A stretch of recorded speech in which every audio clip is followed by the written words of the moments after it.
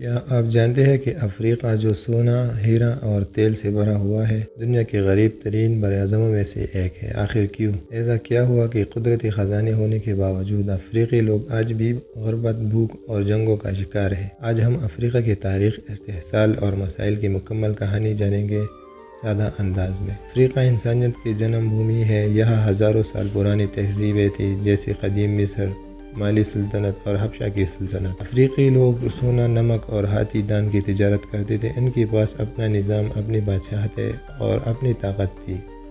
لیکن پھر آئے یورپی لوگ۔ 15ویں صدی سے یورپ کی طاقتیں افریقہ پر حملہ ور ہوئی۔ انہوں نے افریقہ کو آپس میں بانٹ لیا، جیسے برطانیہ، فرانس، پرتگال، بیلجیم۔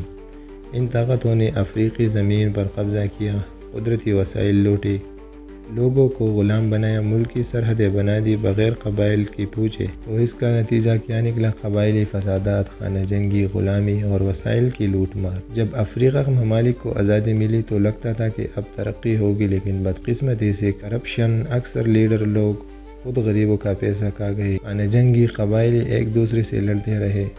غیر ملکی قرضے، جو پیسہ آیا وہ قرض اتارنے میں چلا گیا۔ کمزور ادارے، نہ انصاف ملا، نہ سہولیات۔ غیر ملکی کمپنیوں کا کنٹرول، جو سونا اور تیل نکالا گیا اس کا نفع باہر گیا۔ قدرتی وسائلوں کا فائدہ کیوں نہیں ہوا؟ افریقہ میں دنیا کا سب سے زیادہ کوبالٹ، ہیرا اور یورینیم موجود ہے۔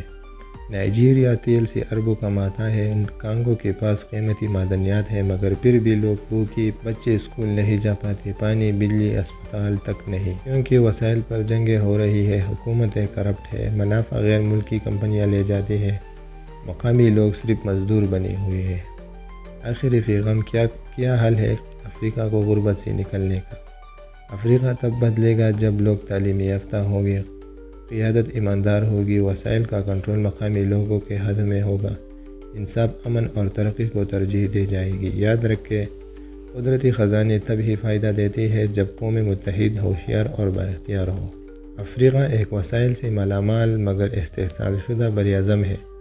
نوآبادیات، کرپشن اور عالمی ناانصافی نے اس کے عوام کو غریب رکھا۔ اگر آپ کو یہ ویڈیو پسند آئے تو اسے لائک کریں، شیئر کریں اور سبسکرائب ضرور کریں۔